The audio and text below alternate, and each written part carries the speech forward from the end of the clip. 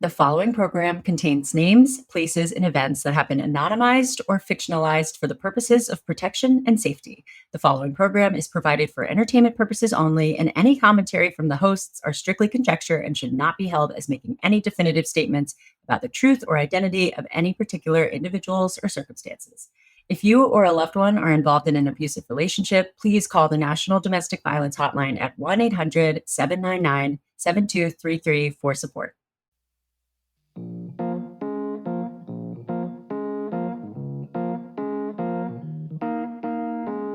Happy Dating Detectives Monday, but I don't know how happy you're going to be after hearing the rest of this episode from last week. Hannah, will you please recap last week? Oh, yeah. If I know, I'm sad. I mean, no, it's just such a bummer of a story. If you have not heard, please go back and listen to last week's part 1 episode. Laura is our guest, and she's been through it.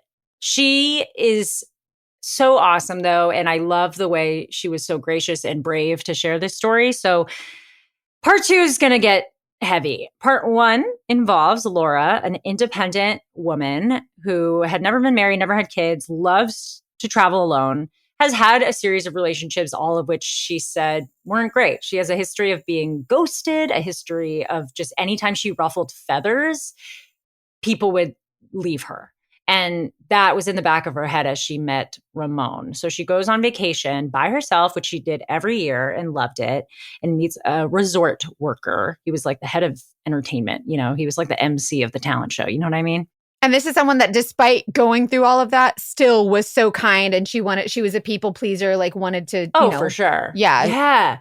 Very nice. So he flirted with her and she was just trying to be nice. You know, you've all been there. It's hard to not be a people pleaser in this world. So they end up hooking up on the vacation, and she surprises herself by actually being into him despite his like Pauly D hair. And then they start a long distance relationship, him back at this country. She goes back home to Canada. So they're in 2 different countries. And he guilts her into giving him money for various things like new shoes, a new Apple Watch. She obviously makes more than him. She knows that. She's 9 years older than him. She is promised to be paid back, and they're making plans for the future. They're making plans to see each other again. He even says he wants to have kids with her, which she thought was kind of out of the cards for her, which I think is important because, you know, it was like maybe 20 years earlier, she wouldn't have been cool with that. But at this point, she was like, I didn't even think I was able to have kids. Like, I'm running out of time, she felt like. So yeah. And he flirt bombed her bad. He flirt bombed her. He love bombed her. And he said everything right. He said everything right. And so for this person who was not interested, she was like, you know what? Maybe I am interested. This kind of feels nice. Yeah. This is kind of, yeah. And so I feel like, anyways, the rest of the story, you guys, it just doesn't get any better from here. If you haven't listened to part 1, I'm about to spoil the ending of part 1. We left off where she flies down to see him again. He's being all shady about like, no, don't come to this place. Go to this place. Don't come to this town. Switch where you're staying. Well, she sees on Facebook that it's because the town where she was originally going is where he was having his wedding. He was literally at the altar. Like, how do you even, and can you imagine the heartbreak? Oh my God. So we're going to pick up from there, and just the rest of the story is just, it's up and down. It's horrible. Y'all, it's out of control. And so we want to go ahead and let her tell the rest of the story. But before we do, go ahead. Are you going to say Patreon or trigger warnings? I just want to make sure we say the trigger warnings again. Just real quick, y'all. Depression, self-harm, suicidal thoughts, revenge porn, abuse. It's bad. It's not going to be good. Yeah, it gets deep. So we like to try and let you guys know what to expect, but these stories get really deep, and these are real. These are real experiences and real stories. So thank you guys for, being supportive when these guests are telling their stories. Also, we try to do everything we can to keep updates going on Patreon, and you get 2 bonus episodes a month when you join the Patreon. It's $5 a month. We'll put the link in the show notes. And let's let Laura tell the rest of her story, because I know everybody's like, okay, shut up. We just want to hear it. Because that's how I would be. All right.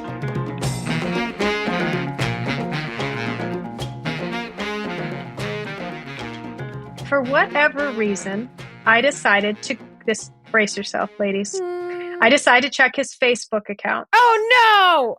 We're not friends on Facebook. We're just friends on Instagram. But I see that he is tagged in a post on Facebook congratulating him on his wedding. What? So my brain can't really compute. Same. There's a picture, this little man with the hair in a groom outfit standing across this tall, beautiful woman in this white dress with the beach and the ocean and like those wedding arches. When was it from? Then the tag is congratulations, and his name is there and it's blue. So when you touch it, it takes you to that person's profile, but I don't go anywhere because I'm on his page. And I touch the other names and I go to a different page. And have you ever experienced where like everything goes black and spinny around you, your ears are ringing, there's like sparkles. Yeah, like, and your stomach falls into your butt and like everything is, yeah. I'm like, what is this? So I send a screenshot I send him a message. I'm like, did you get married today? Hey, just wondering. Hi, babe. Sorry, don't want to bother you. Did you get married today? Oh, yeah. Sorry. The date was today. The day that I arrived. What? Today. And as one might guess, I didn't get a response for quite some time. So I get out at the of reception. my shuttle and like, I'm in a daze. I don't remember checking in and I don't remember any of that. But as I'm walking to my room, I text my brother, I text my close friends. I'm like, babe got married today. They're like shooting at rapid fire questions. Like, what do you mean? And so I was just beyond, like, just, I couldn't function. So thankfully I had some really, well, one in particular, incredible investigators back home who was like, let me see the picture. So she clicked on the bride's post or name. She clicked on the person who made the post, which was the bride's mom. She found out all this information and she's like, here's what I can tell you. They got married. Oh my God. Today in the city that you're in at this resort. And she told me some stuff about the bride. The bride was also Canadian. And what? Yeah, he's got a type. So is Canadian a type? Apparently. That's the new title of this episode. Is Canadian a type? Exactly. So my friend gives me this info and I'm just stunned and stone cold sober. Like I'm not in a like I'm just stunned, crying, vomiting, like just hyperventilating, all the things. But then I decide, so it's pitch black by the time like I'm in my room. I decide to Google the resort. It's one that I know of that he used to work at. Oh no. It's not where we met. So I Google the resort. I go into Google Maps, put it in, and it's like, your destination is 450 meters. Go visit his ass. I was going to say, this is a wedding. I'm okay with someone crashing. We crash in this bitch. Now. Make me a bicycle clown. We crash in this wedding. So I decide I'm going to go for a walk. Good for you. 450. Wait, I'm sorry. How long is 450 meters? I don't math in American. It's not very long. I don't math either. No, it's That's why I had to walk it. You can walk it. Let me just say, it's directly behind me. Woo! It's directly behind me. And it's a massive resort. I'm at a smaller hotel. I'm not at an all-inclusive because I was saving money, right? I didn't care. It was just me. Just point of clarification. He knows exactly where you're staying. He knows exactly where I'm staying. He knows exactly when I'm landing. He knows all of the things. He just think you ain't gonna do nothing? He doesn't know that he's tagged in a post. Idiot. He thinks he's smarter than me. No, the reason he was not available to meet me for that amount of time is because he was getting married. I'm sure that's exactly why he was pissed that this is where I happened to pick and why he wanted me to go to the other place. Because he knew he was getting married and he's panicking and then causing all these problems. But he's also probably thinking, well, I'm behind gates at this all-inclusive. She's not going to find out. Right. But he's also still shitting his pants because what if she does? So did I say earlier, I don't believe in coincidences? Yes, you I did. just don't. And I do believe in the universe and signs and stuff. And I feel like all of these things that I had been ignoring, my gut, the pink to red flags, all the things, all of my things I was ignoring, the universe or whoever had to step in and bitch slap me across the face. Like, I was you going got to to be say, here. this is a bitch slap from the universe. If It sure is. There's no what it way that is. I can get over this. There's no way he can deny it. Right? So I can't remember the exact sequence, but essentially I say, did you get married? He eventually responds to me, gaslights me. That's just like you to believe everything you'd see on the internet. That's not me. I'm going to see my mom in the hospital. I'll send you a picture for proof. It's just like you to believe stuff that you'd see on the internet. Okay. And then he sends me a picture of his nieces and a picture of grandpa/dad, alluding to the fact he's with them. And I said, I think you forgot grandpa/dad died. I'm dying. And so, oh my goodness. So as disoriented and out of body and devastated and everything that I was experiencing in that moment, I am so proud of myself to say that I had this incredible mix of like toxic rage text to him, and then I'd block him so he couldn't respond, and then I'd unblock him and send more. Can you imagine how frustrated you'd be on the other end, panicking and you can't respond? So I basically was like, did I pay for the wedding or did I pay for the ring? Like, you owe me $9,000. You're a scammer. I said, I really hope I get to meet your wife. She looks lovely. I'm like, oh, look at that. I'm 450 meters in front of you. I hope I meet you on the beach. So I did go for a walk, but more just because I wanted to see how close 450 meters was. Yeah. I wasn't going to crash the wedding. Good for you. You're a better person than probably 99.9999% of us. I do think most people would. I was more like, he's going to gaslight me. He's going to say I'm a crazy ex. He's going to say he doesn't know me. It's her whole entire family. So who knows what they're like. Yeah. And also, I'm in a country that I don't want to get arrested anywhere, but I don't want to get arrested there. No. And like, I'm by myself. I don't have backup. So instead, I saw where it was. I then went back to my room, turned off my phone. Like, there was a lot of me nasty texting, of course, obviously. Yeah. But then I shut off my phone and I spent the night in the fetal position. Just what a horrible nightmare. And then I wake up the next morning still like, I can't believe this is real. And I turn my phone on and the Apple logo has barely even gone full Apple and my phone starts ringing. What? And I'm like, who the hell is this? It's this unknown number. Well, I'm not answering an unknown number at the best of times. Certainly not in another country. I haven't answered the phone since 1992. No, we're not doing it. Exactly. I don't know who you are. I don't want to talk. Mm-mm. So I'm declining the call and it keeps calling back and decline. It's getting really irritating. And then there was a moment of me thinking, oh, wait a minute. One of my best friends back home is a nurse and her work phone, she sometimes calls me from, and it's a block number because she's a nurse and, it's probably her. Answer the phone. It is not her. It is him. And he's like, please, let me talk to you. I need to talk to you. And I was like, honestly, dude, I got nothing to say to you. It's too late. Yeah. And he's like, no, please let me talk to you. And he wouldn't stop calling me. And you can't block an unknown number, which is unfortunate. Yeah.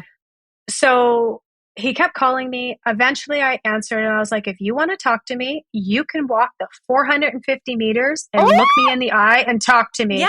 He's like, well, actually, I can't really because my wife is in the next room. Yeah. Can we just do it when you're in the other place in 4 days? And I was like, abso-fucking-lutely not. No, we're going to deal with this right now. Your wife needs to know. And so I'm going to tell her. He's panicking. He's like, no, please don't. You ruined my night. I was so sick to my stomach. Blah, blah, blah. Right? Like, of course I ruined your night because you're terrified. He makes it your fault every time anything happens. I did at some point, if it wasn't did you get married, send the picture. I sent the picture at some point. And within maybe 5 minutes, that post was mysteriously private. I also let him know that when he said he was going to visit his mom in the hospital, I said, cut the crap. I know she's been there for the last few days. There was no car accident. And I know grandpa/dad is not dead. Like, you're a liar. And then mom's profile is private. The wedding announcement has been taken down. And I'm just trying to imagine, how is he orchestrating this at the reception of his wedding? What does that look like? Yes. Is he stealing phones? Is he asking people for what? Making up weird excuses? I have a stalker. Who knows? Yeah, that would probably be. So he's like, I can't meet with you. I'm like, wow, I don't know what to tell you. I'm certainly not seeing you in a few days. This is awful. Anyway, he's like, well, give me a little bit of time. Delete Me makes it easy, quick, and safe to remove your personal data online at a time when surveillance and data breaches are common enough to make everyone vulnerable. You guys, I am a private investigator for almost 20 years. And when I tell you all of your information can be found online, or it's out there. Portion at least, it's out there. And I think that as this episode goes on, Delete Me will seem more and more valuable. We only really work with brands that we believe in or love, and Delete Me is something that seems so valuable to a lot of you, especially if you've gone through a dogfish situation, scam. Tell us what it is, Mackenzie. So especially because a lot of our episodes have to do with harassment and sometimes even stalking, stuff like that, doxing, identity theft. Delete Me is a great option to have because for me personally, as someone with an active online presence, I know privacy is important to me, but also it's just great to kind of know what's out there and have the opportunity to remove it from the worldwide internet. So Delete Me does all the hard work of wiping you and your family's personal information from data broker websites. And what they do is they take all of your information that they find mostly on like public records and compile it and then charge people to get it. So they just make it easier to get information. And Delete Me knows that your privacy is worth protecting. So you can sign up, provide Delete Me with exactly what information you want deleted, and their experts take it from there. So they send you regular personalized privacy reports showing what information they found, where they found it, what they removed. And Delete Me isn't just a one-time service. It's always working for you, constantly monitoring, removing the personal information you don't want on the internet. So take control of your data and keep your private life private by signing up for Delete Me. Now at a special discount for our listeners. Get 20% off your Delete Me plan when you go to joindeleteme.com/datingdetectives and use promo code TDD at checkout. The only way to get 20% off is go to joindeleteme.com/datingdetectives and enter code TDD at checkout. That's joindeleteme.com/datingdetectives, code TDD. You guys have heard me talk about this over and over again, but my husband is a hot sleeper. I am a cold sleeper. I am the one who sleeps with a freaking heated blanket in the middle of July in Florida because I sleep real cold. But that guy, he sweats like crazy. And I don't know if you know this, but your nighttime bedroom temperature has a huge impact on your sleep quality. So if you wake up too hot or too cold, I highly recommend you check out Miracle Made's bed sheets. Miracle Made sheets are inspired by NASA and use silver-infused fabrics that are temperature regulating, so you can sleep at the perfect temperature all night long. Also, you guys know I'm a skincare and makeup girl, and traditional bed sheets can harbor more bacteria than a toilet seat. Disgusting, which can lead to acne and allergies and stuffy noses. And imagine sleeping on bacteria that's more than a toilet. I can't even. It's just gross. But Miracle Made offers a whole line of self-cleaning antibacterial bedding, including sheets, pillowcases, comforters, and they actually prevent up to 99.7% of bacteria growth and require up to 3 times less laundry. So I know some of you will really appreciate that. And also they're super comfortable and they don't have the high price tag of other luxury brands, but they really do feel as nice, if not nicer than the sheets used by some of the 5-star hotels. Anyways, upgrade your sleep this year. Go to trymiracle.com/TDD to try Miracle Made sheets today. And whether you're buying them for yourself or as a gift for a loved one or for your husband who sweats bullets at nighttime, if you order today, you can save over 40%. And if you use our promo TDD at checkout, you'll get a free 3-piece towel set and save an extra 20%. I don't math, but I think that's pretty good. Miracle is so confident in their product, it's backed with a 30-day money-back guarantee. So if you aren't 100% satisfied, you'll get a full refund. Upgrade your sleep with Miracle Made. Go to trymiracle.com/TDD and use the code TDD to claim your free 3-piece towel set. That's a tongue twister, and save over 40% off. Again, that's trymiracle.com/TDD to treat yourself. Thank you, Miracle Made, for sponsoring this episode. So I decided I'm going to go for a daylight walk so I can just see how close this resort is. And I'm like 5 minutes away from my hotel, and he calls me back and he's like, I'm on my way. I'm coming to meet you. The morning after his wedding, he's coming to meet me. And I want to say it's about 9 o'clock in the morning. Oh, what? So I will say I've never been married. So I'm no expert here, but I will say that if I had gotten married the night before, I'd probably want to wake up to my husband the next morning, and I'd probably want to spend time with him. I'd probably want to have breakfast with him. So I'm not sure how he's going to come out and talk to me. But he did. He found a way. So I wonder what he found a way. So I go back to my hotel and I'm sitting in the parking lot and I'm just vibrating. I can't believe this is real. He approaches me and he's like, walking with his head down. So he comes up to me and he's like looking at his feet. And he's like, I'm so sorry. I'm like, sorry? That's the best you can do? Sorry? Oh, no biggie. Not a big deal. And I look at his hand and I'm like, well, thank you for being kind enough not to wear your wedding ring. So then he's like, well, let me explain. And then he starts to try and tell me that he and I broke up in July. I sent him a phone in July. So there's no way I sent him a phone if we had broken up. He then tells me that he's like, yeah, I wanted to break up with you so many times, but I was scared. I didn't know how to do it. I said, so I was supposed to just psychically know that we were done? Right? Like, I was hopeful. Like, we did not break up, dude. Was it rocky? 100%. But you never said the words. We never broke up. And you wouldn't even know about this freaking wedding if it wasn't for Facebook. So I say, you're a scammer, and he's super offended at the word scammer. It's so offensive when you tell people who they are, isn't it? I'm like, of all the things I said to you, you're offended by scammer? Right? He's like, yeah, because I'm not one. I'm like, well, what would you call it? What are you? You owe me $9,000. I said, I list all the things. I'm like, you still owe me the money. Like, now you need to pay me. And he's like, I just need to wait until I get my inheritance from my grandpa / dad, and then I'll pay you. I'm like, dude's not dead. He's like, yes, he is. I said, Grandma's not dead. Is that a ghost? He's like, yes, they are. Grandpa They're dead. Dad. Like, bullshit. Anyway, I'm like, well, so who is she? How long has this been going on? Have we been in a throuple and I didn't know? And he's like, well, we've been best friends for 10 years. But when my grandpa / dad died in November, we decided to start dating. And I said, so hold on a minute. You went from best friends to dating in November and married in January? Yeah, like the first week of January? That's not gonna work out. Not with a planned venue and all that stuff. Maybe if you eloped, I would buy it, but still no. Plus, grandpa / dad did not die. Like, he just simply didn't die. He's not dead. No. So he's just fully denying the photo evidence. All of it. So I call bullshit because that just never would happen in that amount of time. So I'm like, did I pay for the wedding or the ring? What was it? He's like, no, my mom paid for it. I'm like, she couldn't pay for a fucking laptop, but she can pay for this wedding with his best friend that you just started dating. Like, nothing's making sense. You're a liar. Anyway, he's trying his best to convince me that that's all true. I said, your wife needs to know.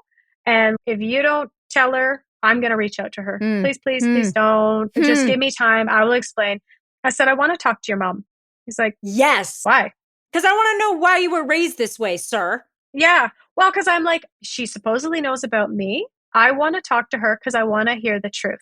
Because I think everything you've told me is a lie. Mm-hmm. He's like, well, okay, I'll ask her. I'll see. But I'll pay you the money as soon as I get the inheritance. He asks me at one point if he can have a hug from me. I'm hug? Like, no. He's like, I've been so sick all night. I didn't enjoy my wedding. I was so sick. I'm like, yeah, because you were caught. Yeah. He can pay for a hug with cost $9,000. $9,000, yeah. So the second time he asked me, I'm like, fine. So he starts to hug me, and then he can feel my body convulsing because I'm obviously crying. I'm vibrating. I'm just so hurt. And he has to break the embrace to go run and throw up in the bushes. Does he really throw up or was he pretending? Well, I didn't look. He did leave and I heard him. I didn't investigate, but I'm like, good, dude. Like, no sympathy here. So anyway, we were together for about, 15 to 30 minutes the morning after his wedding. He takes off. I'm then like, okay, pick yourself up, dust yourself off. You're on vacation. What are we going to do? So I just kind of sat in a zombie-like state. And my friends are like, what are you going to do? Are you going to come home? I'm like, no, I can be sad here or I can be sad at home. I'm here. Yeah. And then I get this message from his phone number that's his mom. Yeah, I just found out everything he did. Yeah, text. Everything he did. And I'm so disappointed and continued to pretend that it was his mom for a few days. She said, yes, I'll meet with you. And I said, great. What time are we meeting? She's like, oh, actually, we're leaving today, but I hear you're going to this other place in 4 days. I can drive there. I'll meet you. So I'm not completely in my right frame of mind, obviously, at this stage, but I'm also, there's a lens of it being skeptical, but I'm like, I want to be texting with you directly. What's your phone number? She doesn't give it to me. Of course not. I then message her on Facebook and miraculously, she doesn't read the message until I send him a shitty message a couple days later. He got into her oh, Lord. Yeah, I think it's odd your mom hasn't responded to me. I bet he didn't think you were going to go to location number 2. He probably thought he could like that I would offer go that home, up maybe. and think you'd go home. Yeah. No, I've already paid for this vacation. I might as well, you know? And also, I don't have a return flight from where I am now because I changed. Yeah, you got to get there. So, there you go. Yeah. So I end up on my own adventures. 3 days after the wedding is my birthday. So I go to the beach and I find myself driving a parasailing boat because these men on the beach were trying to get my attention. And I'm like, leave me alone. I hate men right now. I ain't having it. Not right now, fellas. Not right now. But we're different than those kind of men. I'm like, actually, you're not different. And then I tell the story and the guy's like, you need some cheering up. Come work with me on this boat. And I was like, you know what? I didn't die last time. Whatever. So anyway, nothing physical happened, but I had my own adventure. It distracted me for a little bit. And then the next day I flew and I was supposed to be meeting his mom.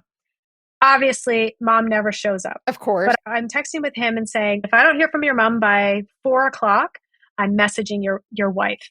So, you know, she's going to know everything if I don't hear from your mom. Had I not told him that, I could have messaged the wife and nobody would have been expecting a message. Mom obviously doesn't get in touch with me. Mom doesn't show up. And he got to the wife's Facebook. So I send the wife a message and I essentially said, hey, there's no easy way to say this. I've been dating this guy for the last year. I arrived to see him and I found out by your mom's Facebook post that he got married. I'm sure you have a lot of questions. I do too. Here's my phone number.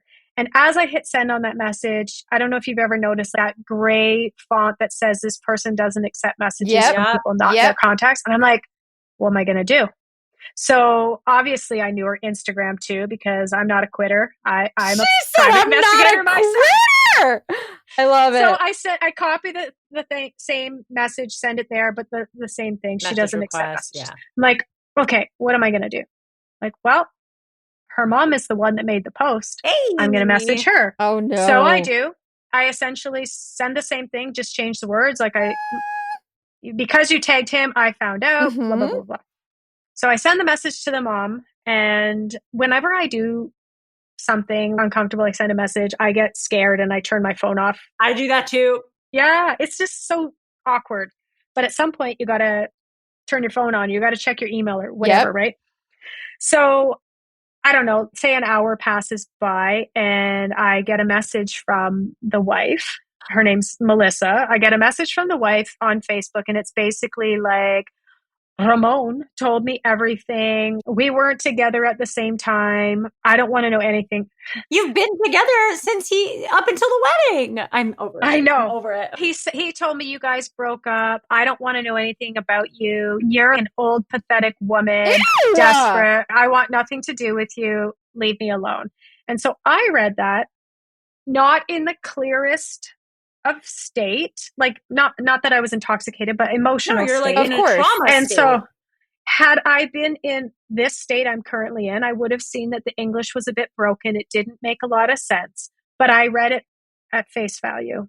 And so immediately it was super clear. I know about you. Oh, and sent me the itemized list of what I had sent him for how much money he owes me. Sent me my thing back. So to prove that she knows all about me, like the money has nothing to do with her. He'll pay me Whatever. Yeah, Leave me right. alone. I never want to hear from you again. Basically, go fuck yourself. Oh my God. Wow. And in that moment, I'm like, women always stand by their men. Yep. You know? Yep. So like, why did I bother? I'm so glad I didn't crash the wedding. Right. So I end up blocking her.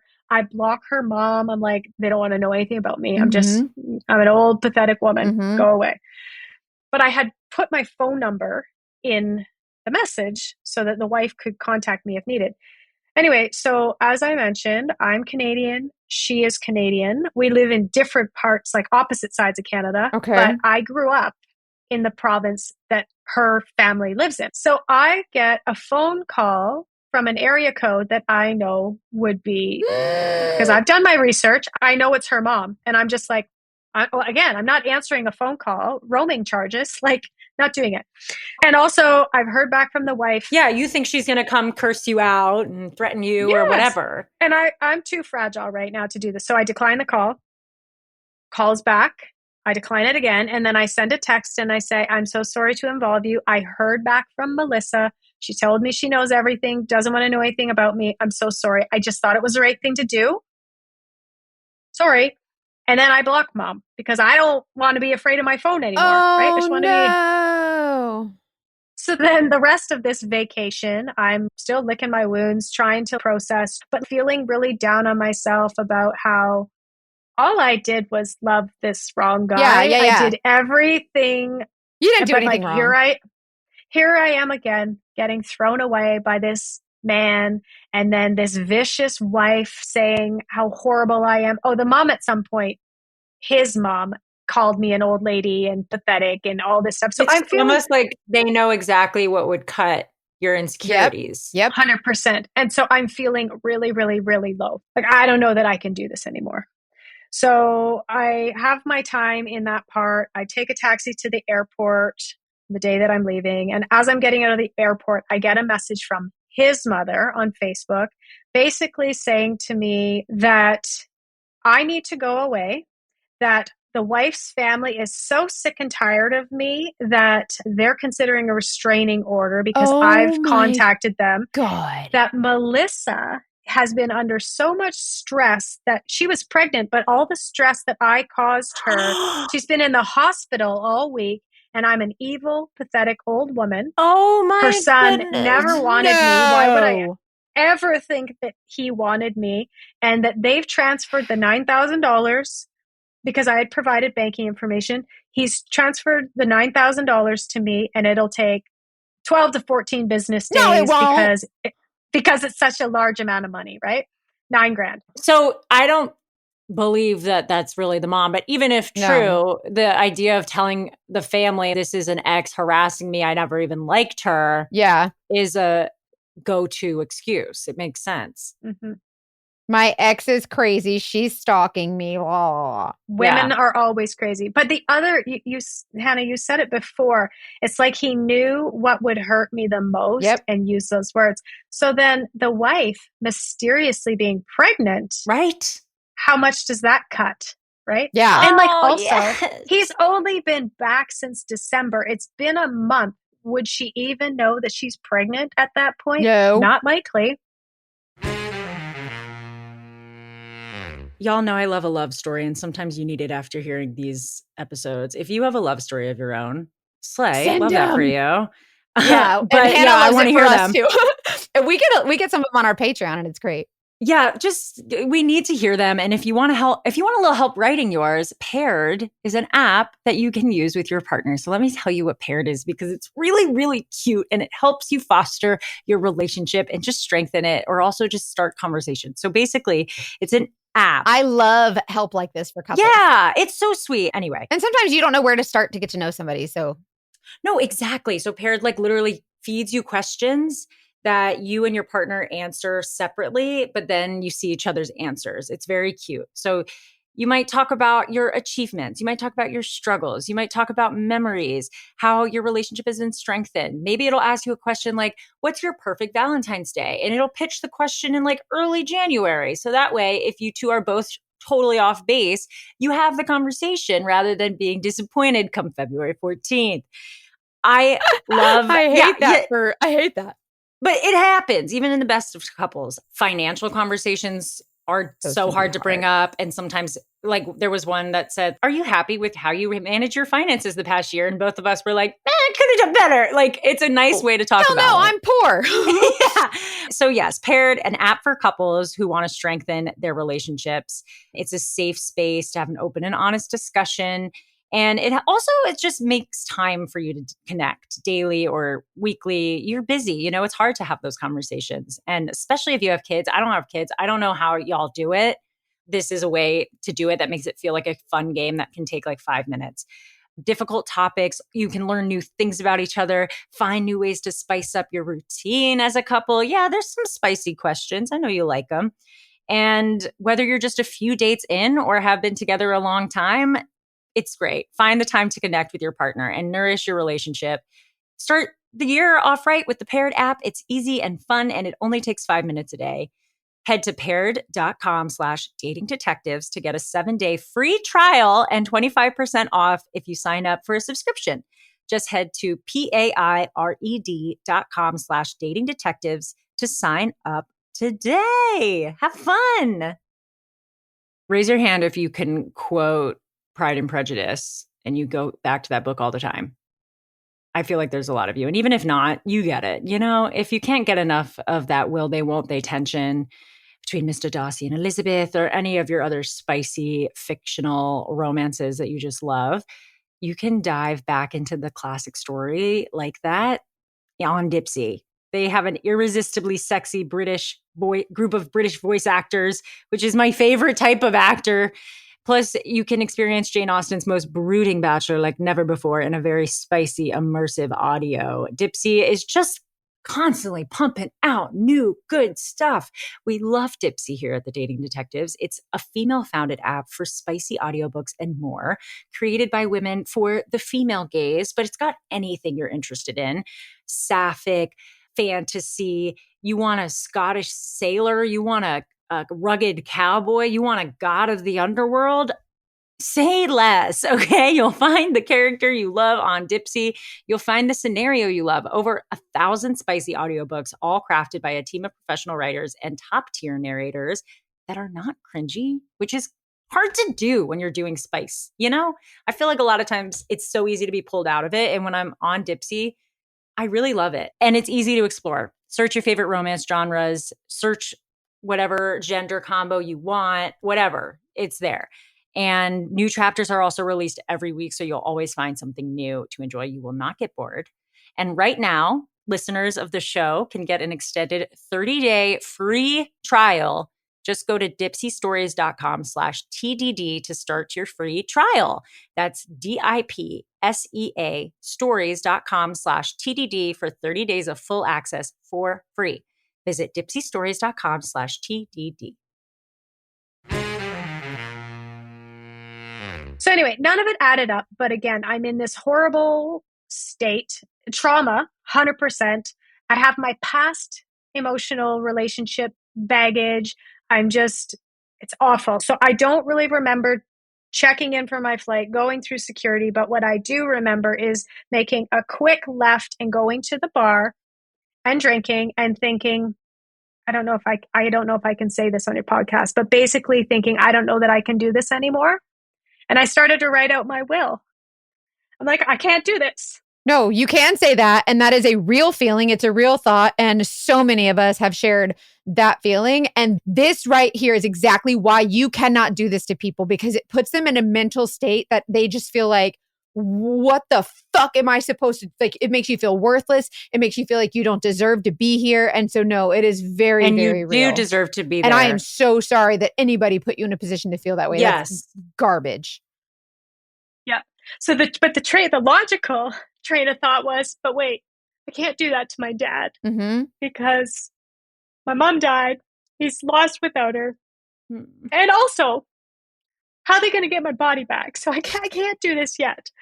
So I go back. I'm so sorry. Trying to pick up the pieces, trying to figure life out. And I wait the 10 to 14 business days. Oh. And would you believe it? There's no money in my account. So I decide to email him and I'm like, where's the money? Your mom said it was here. So I'm getting this runaround. He's like, I don't know. I've lost my whole family because of you. My wife won't talk to me. Oh, fuck my family won't talk to me. I've lost my child, all this stuff, right? And he said, I don't know if it was the first email, but at some point, there was a few back and forth emails. He's like, and to top it all off, I was just diagnosed with cancer. And I can't. Here we go. I can't deal with all of this. I can't. guy. I hate you. I want nothing to do with you. I never asked you for the money. You always forced it on me. And I just want you to go away, but I'll figure out where the money is. And so I wrote back and I'm like, honestly, I hate you too. I don't care about what's happening in your life. And I obviously don't believe that you have cancer because grandpa/dad isn't dead. Grandma's not dead. Your mom wasn't in a car. Like, you're just a liar. Yeah. Like, don't talk to me. Just send me the tracking number for my money. Right. Anyway, so this goes back and forth a little bit. And of course, no money shows up. It's now like February 20th. And my dad, who lives in the province where the wife lived, so across the country from me, he tells me he's not feeling very good. And I said, oh, maybe you should go to the doctor. He's like, no, I'm okay. And I said, I don't think you're stringing to how many times this last little while you've been telling me you haven't been feeling very good. I think you should see your doctor. He's like, okay, that's a good idea. I said, it's a holiday Monday, but I'll call and get you an appointment for Tuesday. Great. He tells me on a Saturday. The next day, he texts me and he's like, hey, can you get your friend who lives like 10 minutes from where my parents lived, who's a nurse, the one I thought was calling me, can you get her to come and take me to the hospital? I'm not feeling very good.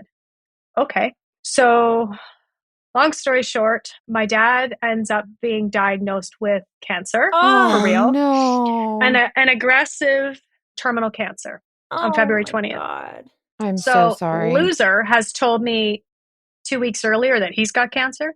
And so I already hate this guy. I'm already fragile. So in his back and forth lies, I'm like, this is all bullshit. I know you don't have cancer. My dad just got diagnosed with terminal cancer. You're a horrible person who lies about that stuff. Give me my money. So then I decide enough's enough. I have this friend who's in my ear saying, you need to threaten him with legal action. Yes. If he doesn't pay by March 1st, he needs to pay.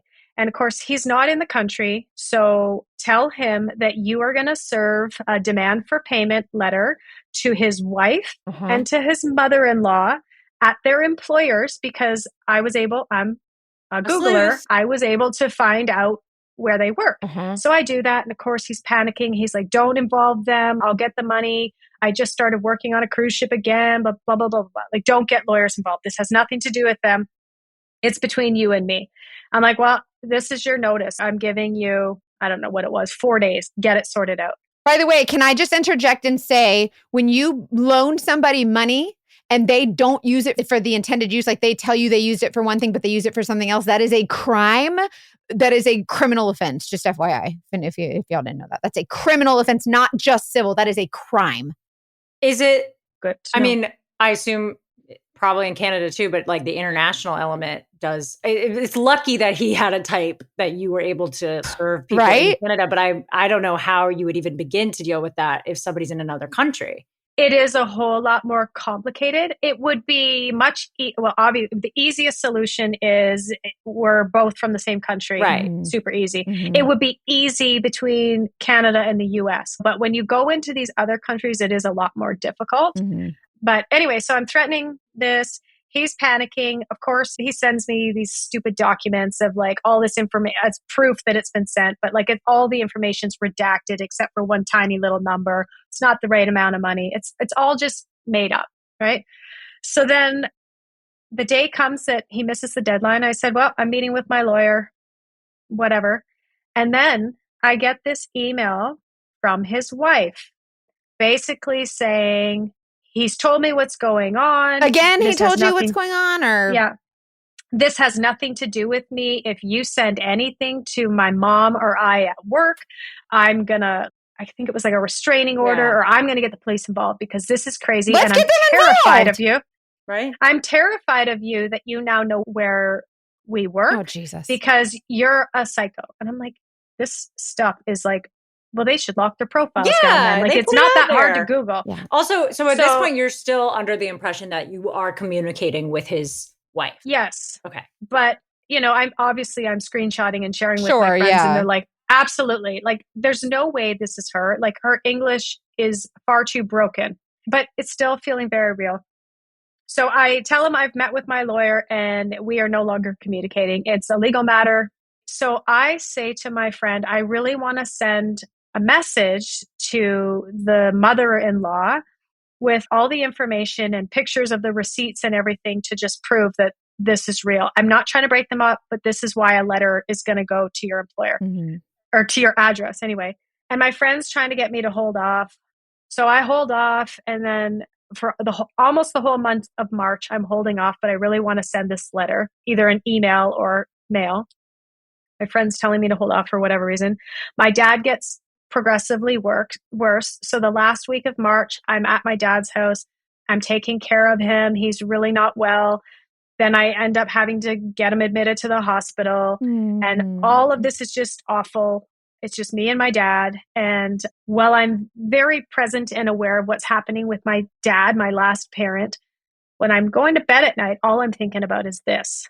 I have so much rage and I can't properly focus on my dad because I'm worked up about this. So I decide one day I decided to mail the letter because an email could be deleted. Right. Yeah. I send this package of information to the mother-in-law, to her work, and I address it as confidential. I don't put any return address. I don't say phone me. I just send a letter. I give a stack of receipts and proof, email correspondence where he says he has cancer and all these things. And the only thing that I don't hide is I don't hide my email address because I didn't want to make it look like I was hiding anything. Right. So I send the letter off. I put a tracking thing on it so I know when it's going to arrive. And 12 hours, maybe 18 hours later, my dad died. And so it was like, Laura. I needed to close that chapter so that I could deal with my dad dying. Oh my God. Horrible. Obviously a horrible thing. Every month I was hit with like a real shitstorm so this is 2023 now. I hope you cut yourself a little slack for where you were emotionally in that time period leading up to this and otherwise, like coming out of a breakup, your mom's passing. All of it. Like, that's right. Yeah. It's so easy to just, I don't know, go back and be like, I'm an idiot. And you're not. Like, you make mistakes, but you don't deserve this. No, it was crazy. So before I knew my dad was sick, when I was not sure I could carry on, I made the decision I'd shared with my brother that I'm going to book a redo trip for April. I'm going to do that bucket list trip. So I had booked a trip, then my dad gets sick. And so my brother and I have a conversation and we're like, if my dad gets progressively worse or if he dies, I'm still going to take the trip. Like, this is what my parents would want. Like, my dad knew that he had married somebody else and like, he was heartbroken for me. So the week after my dad dies, I get on a plane and I go to my bucket list trip because you can't plan a funeral that fast anyway. So the day that I arrive on my redo trip, my grief, all of it, the letter arrives at the place where I sent to the mother-in-law. Tell me. I was like, I got to avoid my phone. I don't want to know. Oh, you want to avoid scared. it? Okay. Yeah. All of it. I just I can't. I'm too damaged right now. I can't deal with it. Yeah. So I go out and I have a fabulous first day. I'm in turquoise water. It's incredible. And I get back to my room to charge my phone, and without thinking, because I had my phone, but everything was silent. Yeah. Without thinking, I checked my email. Yeah. And there was one from the wife, and like, talk about your stomach sinking out of your ass. And I'm like, I don't know that I can do it. But it was short. It basically said, I received your package in the mail. I would like to get more information from you. How was the grammar? It seemed normal. And right. I did write back and I said something to the effect of, well, one, I'm not in the country right now. I don't know that I believe it's you, but I would be open to a phone call. If you can give me a few minutes, here's my phone number. Let's talk on WhatsApp. She did. It was her. The first words out of her mouth were, I believe you. We're both victims. And I got a lot of questions. And so basically, I just talked. She listened. She interjected when she had questions. She asked if I had, like, texts and stuff. And I said, well, sadly, I would get mad and delete stuff. So I don't have that. But I knew too much. I could tell her the exact moment for when her wedding went from this joyfully blissful event to him all of a sudden being sick and wanting to go hide in the room, wanting to leave the resort as quickly as possible. She asked the dates for when I met him, and she went back in her text messages and she was like, oh yeah, he wasn't available to talk to me during these times. We just had so much that we could cross-reference that she just knew it was true. She had felt like something was off. And we think it's about the same day that I sent the letter that she was basically like, universe, if send me a sign. If he's been cheating on me, like, I need to know. Wait, really? Yeah. So I found out that they had been together for 3 years. That not 2 months. Had they been friends since childhood? That he proposed to her on Cinco de Mayo. Yeah. That the phone that she was talking to me on, he had given to her. It was iPhone Pro Max. He gave it to her. You were buying her gifts? That he told her he had won it on the cruise and wanted to be this superstar boyfriend, so gave it to her. And he bought himself a new one. She was 9 years younger than him. So I am 18 years older than her. And so how repulsive would that be for her? I could be her mother. How far would you go to protect your legacy?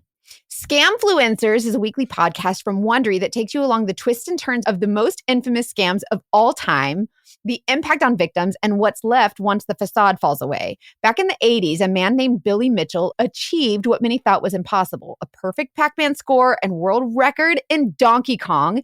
He became the face of competitive arcade gaming and built an empire around his achievements. But he was so obsessed with being the best that he was willing to do anything to hold on to his high score.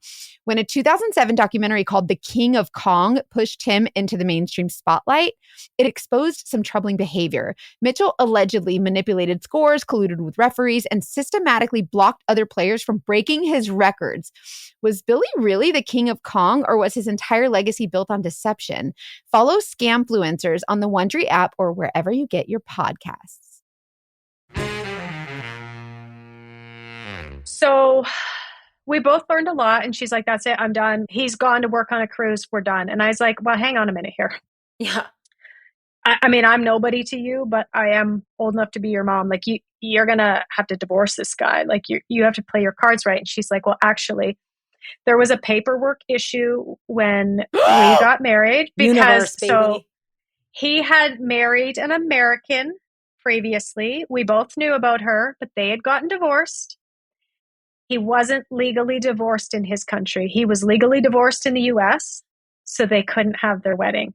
So she dodged a major bullet. Wow. So they were not even married. Thank gosh. No, so they knew going into it that there was a paperwork issue, but everything had been planned. So she's like, we'll just deal with that after. Yeah. We're just having the wedding. All my family's coming. Like, we're doing it. It's not a big deal. We'll figure it out. So she dodged a huge bullet there. When she received the package, she obviously confronted him. He denied. He said he didn't know me. I was crazy. The documents were photoshopped. I lied about everything. After she spoke to me on the phone for 2 hours, she gave him another opportunity. He denied everything, said, I made it all up. She blocked him. And honestly, I had no intention of ever speaking to her again. I didn't want to be friends at all. I just wanted to deliver the message. I didn't care if they stayed together, but she should be running a masterclass for how to do a cutoff. Anyway, so if you thought that was bad, here we go. Here's where we get to the bad I need stuff. to like take a lap? Yeah. Do you need to do a stretch? I might. Okay. So we hang up the call. I have no intention of ever speaking to her again, but I say, if you need anything from me, you got my number. Oh no. Great. Oh no. So the next day I'm feeling better. I go about my day. I'm checking my email because I'm no longer scared. And I see an email from a name I don't know, but I figure it's spam. So I just delete it. I don't open it. Oh no. Then later in the day, I see the same name again. So I start opening them, and it's these messages threatening me saying, if you don't tell Melissa that you made everything up, I know everything about you and I'm going to make your life miserable. Oh, black. There was a screenshot of my LinkedIn account. We know all about you. We know where you work. We know all about your dad and your brother, and we're going to ruin your life. So we you like know what him to and do. Melissa, he's saying? Or him? No, and... we like the person. So it wasn't him writing me. It was this name. Okay. Which later he started creating all these fake accounts to threaten me. But basically he made it look like somebody was reaching out on his behalf to tell me like, undo what you just did, because none of it's real. So that would scare the crap out of me. There were 3 messages, right? And so I was like, I don't really want to message Melissa because she's going through a lot and she's processing. I had at least 90 days to process this. I've just hit her with a steamroller. But I did. I texted her. I'm like, I just got these emails and I think he's behind it. And she's like, oh my God, I got a message from the same account. Because she's blocked him on everything. Right. He's trying to call. He's trying to get a hold of her. He's doing everything like, please, please, it's all made up. I love you so much. Let me explain. Doing all the things. He's convinced if he can get her to talk to him, he can gaslight and manipulate and convince her that it's all wrong. So basically, this continues on for a while. Well, for the duration of my trip, she and I are in communication. Which I'm so glad that y'all were able to do that. Yes. So I get back from my trip and I land in the province that she lives in, because that's where my parents lived and that's where the funeral was. I land, she knows that I'm here, and she's like, my whole family just got this WhatsApp message claiming to be you, a phone number claiming to be you. And it was a profile picture of me on the trip that I had just been on. So he got it from my Instagram profile picture, created this whole thing, basically created a message pretending to be me saying, I made everything up. I'm so sorry. I'm just a miserable person. My dad just died, so I wasn't thinking clearly. Thankfully, she believed, the family knew it wasn't me. Then the week of my dad's funeral, I'm going through all the emotions, but I'm in constant communication with Melissa because he's doing everything possible to try and get her to talk to him. We're both getting these nonstop calls from these unknown numbers, and it's just him incessantly calling us both. But I answered one time by accident because I thought it was connected to the funeral stuff, and it was just breathing. Like, I don't know what it was he wanted. He was like, I didn't think they would answer. Fucking creep. I can't. Exactly. I didn't know what to say.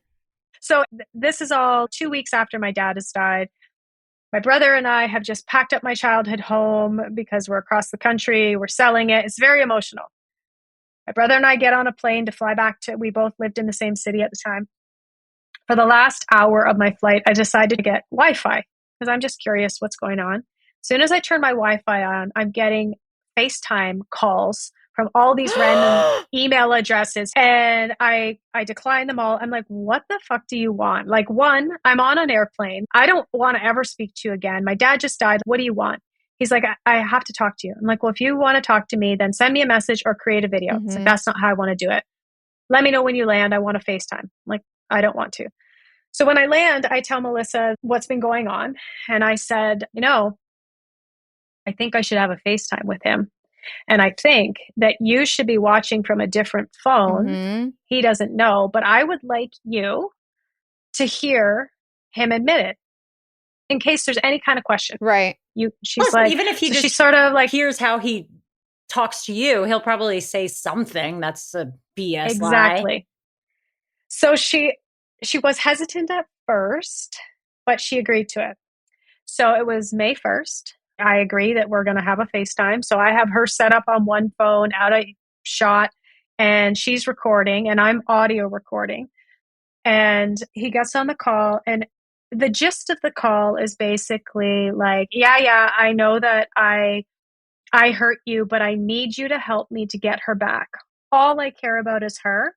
And I need you to tell her you made this all up. If you do that, I'll pay you the money I owe you. I'm like, she's not stupid. She's not going to believe me. And why would I do that? I said, can you admit that we were in a relationship? He kind of skirts around that. I said, can you admit that you owe me all this money? And he's like, yes.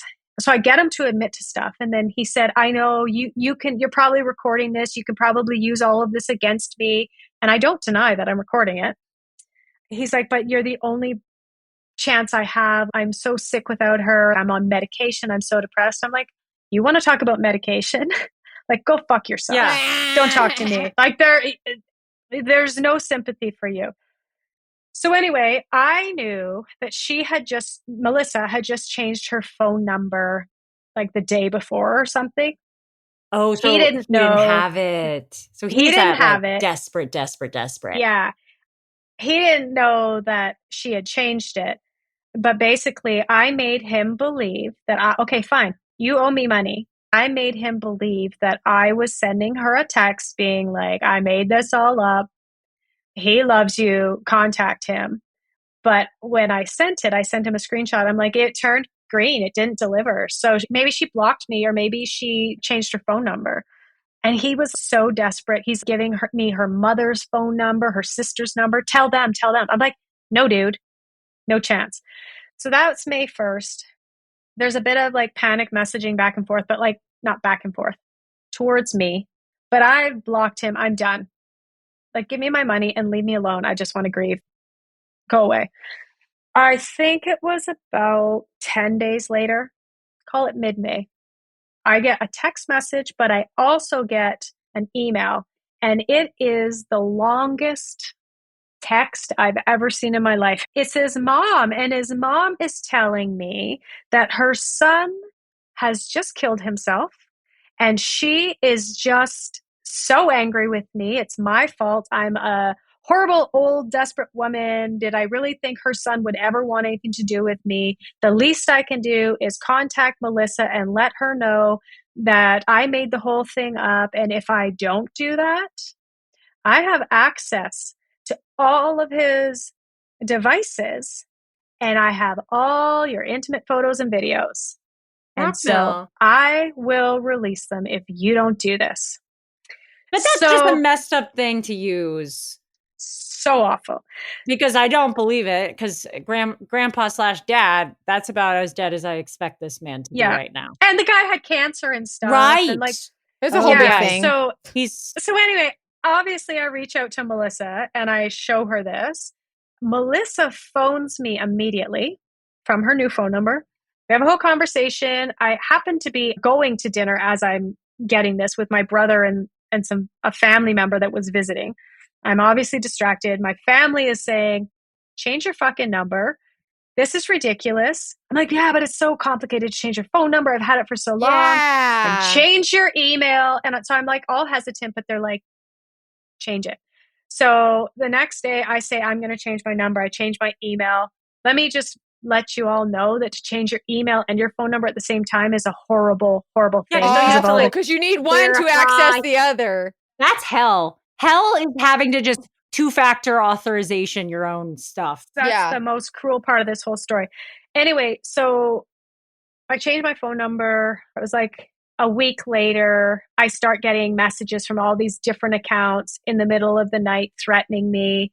And then I think it was May 19th, I got a message in the middle of the night, and it was from his mother and this other account. And it was saying, your time is up. And it was screenshots of my nudes. And I had been tagged in all of my social media, the nudes. I had been... so they posted them on social? They posted them on my Instagram. That's a crime. My face. Yes. On my Instagram, my Facebook, porn sites, uploaded videos to Twitter. Twitter is the worst because the most graphic things can get you can posted on put there. Anything up there. But then to add salt in my wound, whatever that saying is, I worked for a very, very large, very corporate, buttoned up employer. And they tagged my employer's social media with all of my intimate photos and videos, and then emailed them to work. And so... Oh my God. I don't even know what to say. Both my parents are dead.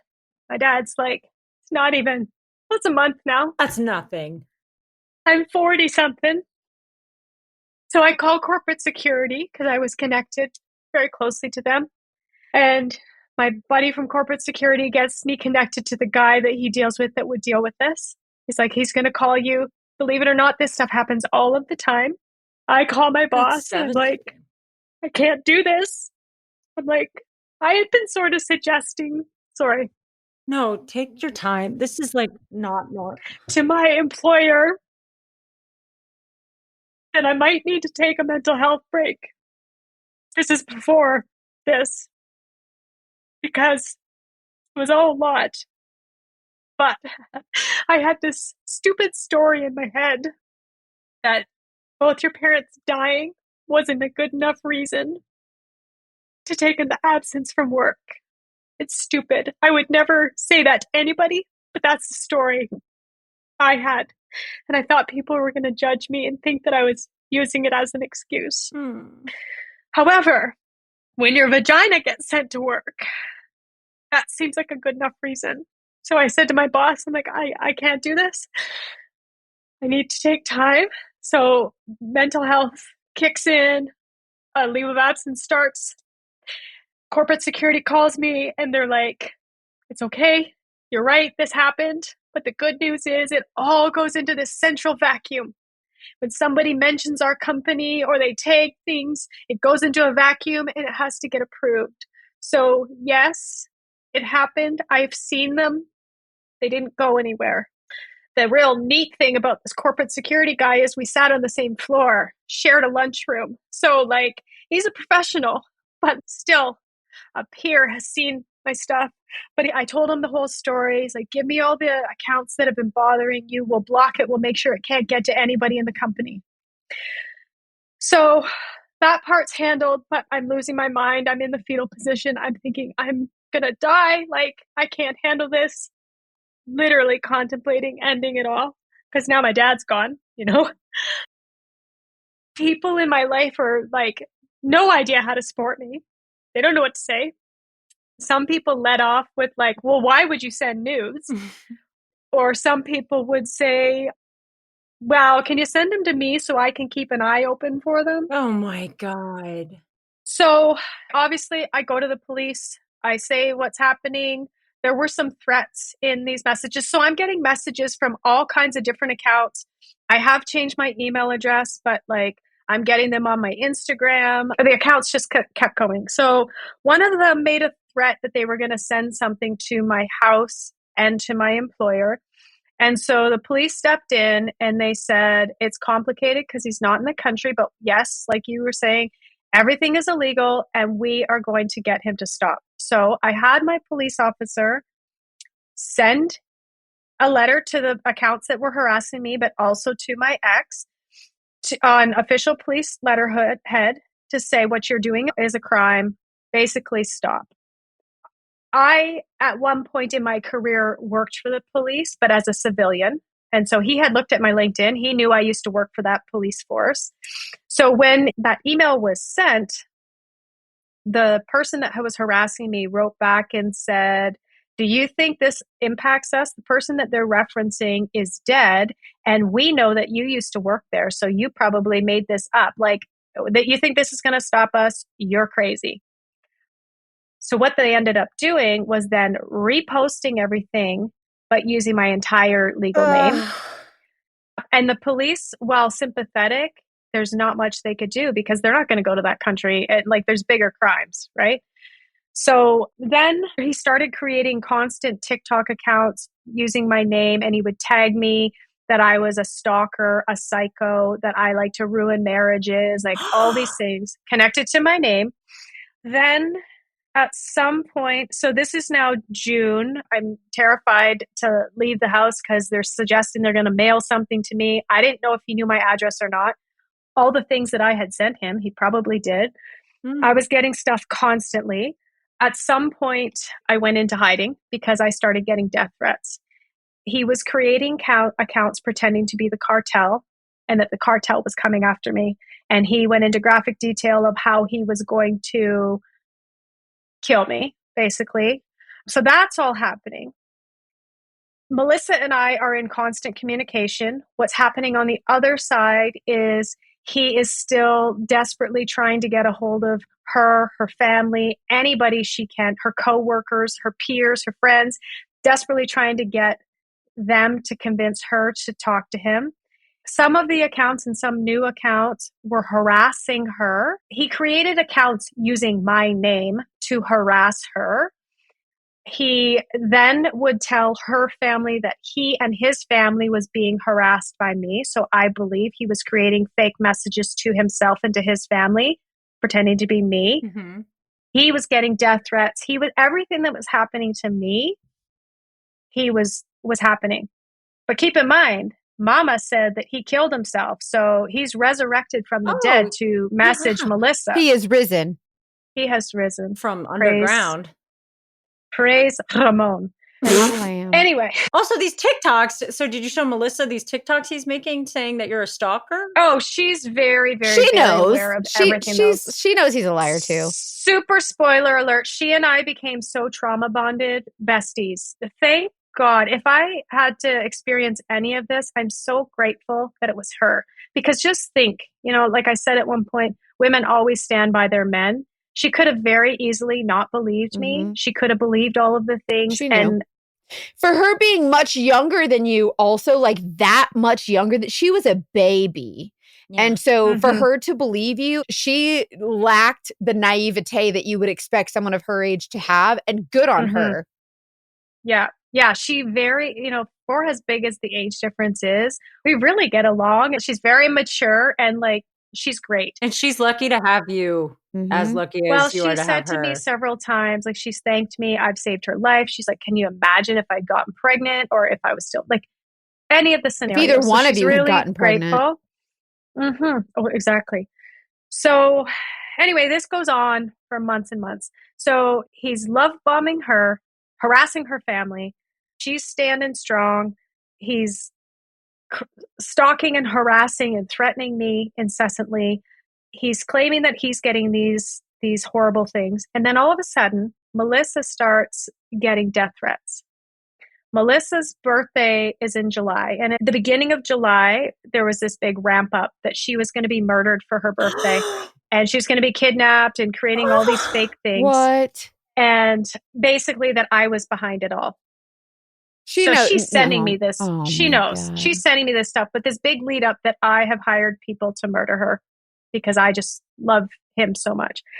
There was also at some point he made reference, or they, the hackers and the stalkers, the cartel, whoever it was, made reference to the phone call that Melissa and I had the day that his mom sent me the message, the day that before I changed my phone number, but she had changed her phone number.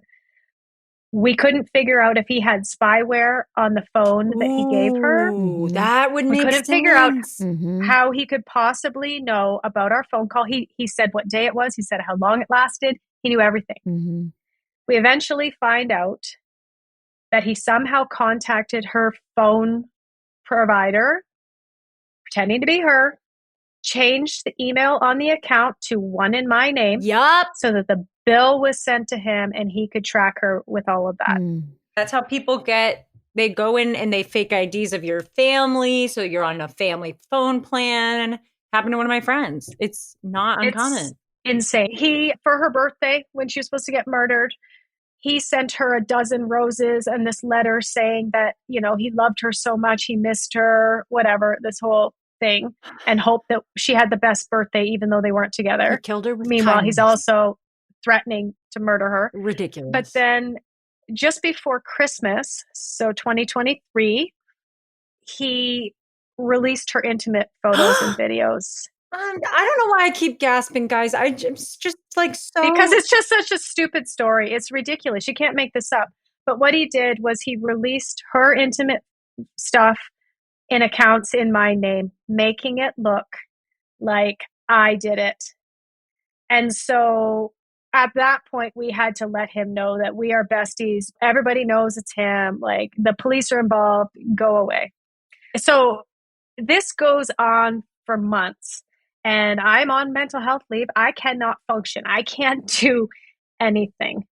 I'm literally in survival mode. And I ended up being on a mental health leave for about 6 months of like, I'm doing a lot of deep healing, soul searching, trying to like survive. And at some point, I decide, well, this is a story. You know, everybody I tell, like, there's no short version of this story. Everybody's like, this needs to be on Netflix. This is wild. This is whatever.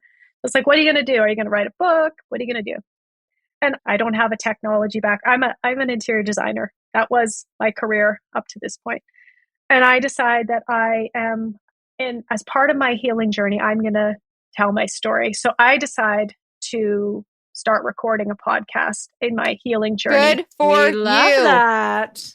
We love that for you. Podcast. Yeah, What a great idea. Mackenzie, we should do a podcast talk after this. But I decide that I need to get my voice out there. And ultimately what has happened is I have started to share my story. And in doing so, I've begun to heal and I've totally changed my career. I don't do the same work anymore. I'm in coaching now because I feel like I had to go through all of that shit storm in order to come out the other side and learn that I had two choices. Well, 2.5. I could have ended it. I could have just stayed down, or I could stand the fuck up. So I've learned to make this into the most epic transformation ever.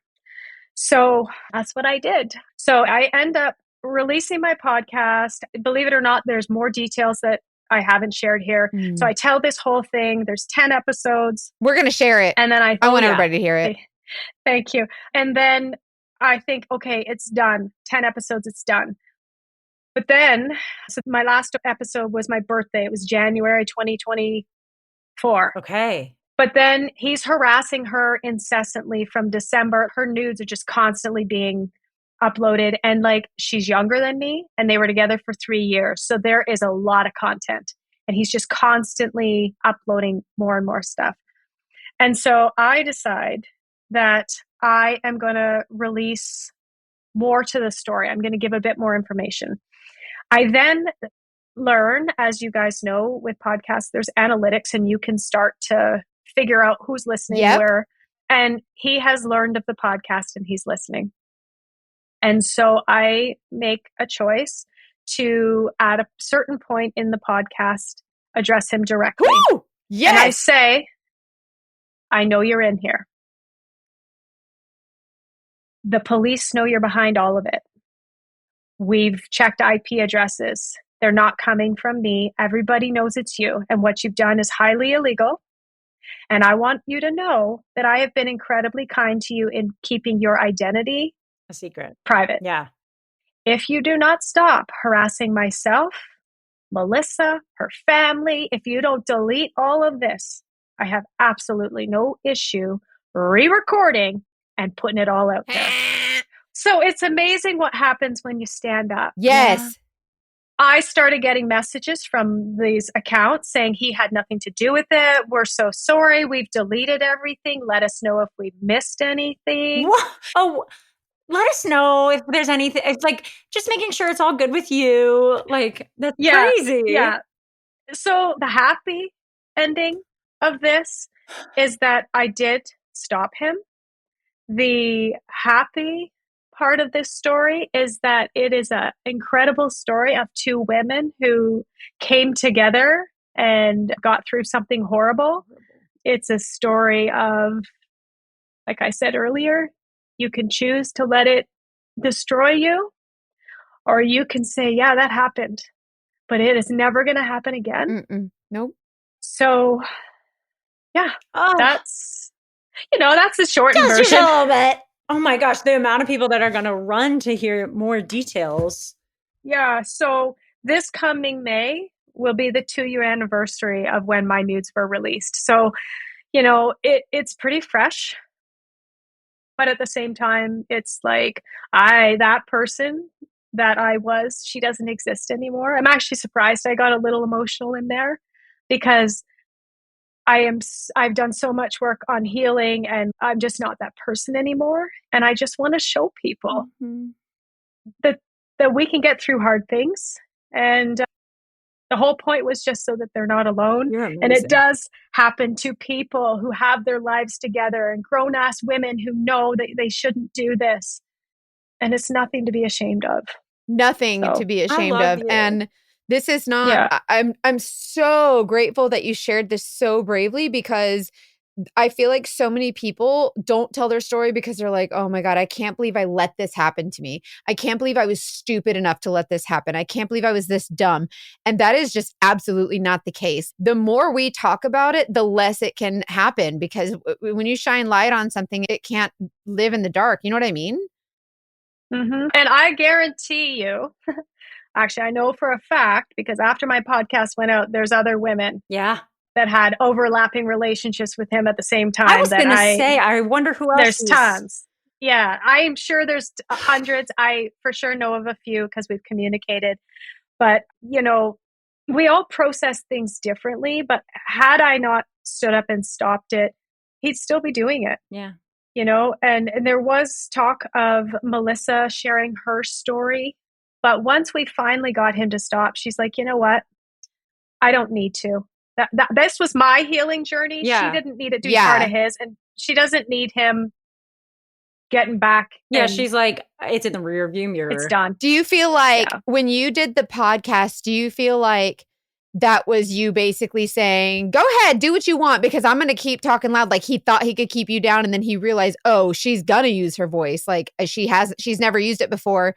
And then do you think that he got intimidated by that? Like, fuck, she really is. Like, I think so. And I think if people do choose to listen to the podcast, they're going to notice a progression in me and my voice and my strength from start to finish.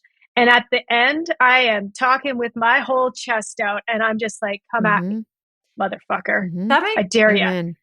That's how I feel about a lot of our guests. And I think there are times where I know we say like it's so helpful to have people to hear stories like yours and make you feel less alone.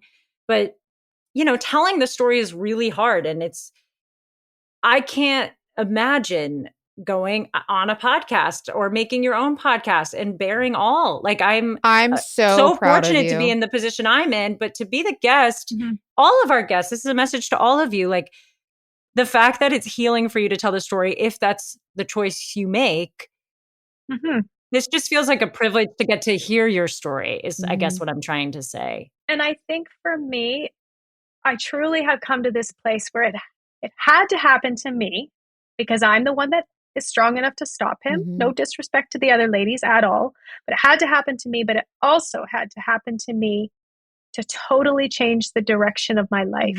There is no part of my life that is the same anymore. And so here I am in my mid-40s now, totally reinventing myself, stronger and happier. And, you know, had that not happened, well, I would not sign up for it again.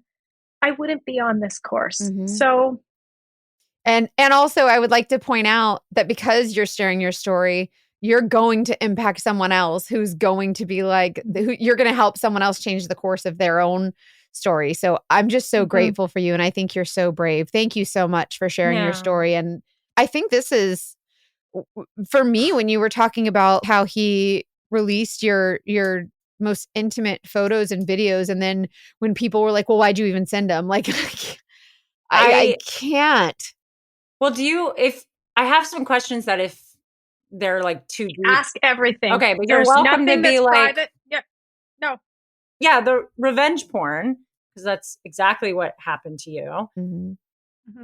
Now that you're in a different place than in the moment of having a coworker say, well, you just send them to me.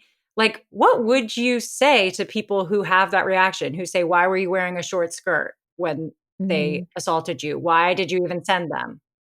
I do kind of address this at one point in the podcast, and I was super raw, so it might have come across a little harsher than it should have in the moment, but it doesn't matter. That's how I felt. I would say nobody knows the right thing to say to anybody, but if somebody comes into your life that this has just happened to them, just ask how you can support them. Do not offer advice. Do not offer an opinion. Do not just shut the fuck up. How can I support you? You're not alone. How can I support you? I got the, oh, it'll be buried in the internet in no time. Oh, well, the good news is there's nothing special about you. You just look like a generic woman. Oh Thank you. Like, thanks so much. Oh my What God. is That's called bright siding. I learned that recently. What's it called? Bright siding, when you're Oh, like, yeah, well, like, it could don't have been worry, like, worse. It's like actually pretty toxic. So what? Diminishing. Yes, very. So where is everything now? So how long has it been since it's been 2 years since the photos were released? Where is everything now as far as like, have you been able to scrub anything from the internet? Have you looked into any of that? Like, what has gone on with that? Yeah, so I do randomly check every so often. Everything appears to be gone from what we know after I made that very clear message. So you think he took things down? Oh, yeah. I think he's terrified because I said, with IP addresses, like what you've done is the police are involved. We all know it's you, dude. What's the name of your podcast so people can listen to it? Yes. Sure. It's called Sex, Lies, and Tacos. I like it. You guys go listen to Sex, Lies, and Tacos immediately. I want everybody to go listen. I thought of another question. And if you have ideas, if there's anybody going through revenge porn issues, have you found any resources or tips? And Mackenzie, this is a question for you too, Miss PI extraordinaire. What do we do? We've talked about something called Delete Me. We have an ad for them, which is a win for us. To keep your information off the internet or to scrub it they kind of monitor. But that's like to a first stuff. step. That's not like a guarantee. I'm just curious if you've come across anything in your unfortunate journey. I would just say that like these, the big search engines, the social media providers, they really need to do better. Yep. There 100%. Are ways that we can report that, that's a category you can check off, but it's the constant reporting the same accounts, the same things, the government issued ID proving it's you, and stuff still doesn't get taken down. At one point, I got an account deactivated, but when I typed my whole legal name in, my image showed up in Google, like right there, the Google image. I click the link and it takes you to the dead account. And so it's just, they've got to do better because you are so exposed. And this is why people they do end their lives because you just are so defeated. You feel so defeated. And that's another reason I want to shout out to Melissa for being a zero tolerance hoe, because she was like, we ain't risking it. Like, we're done. And I feel like that zero tolerance is so important. And even myself, like being a social media influencer, I have a lot of followers and I get a lot of negativity.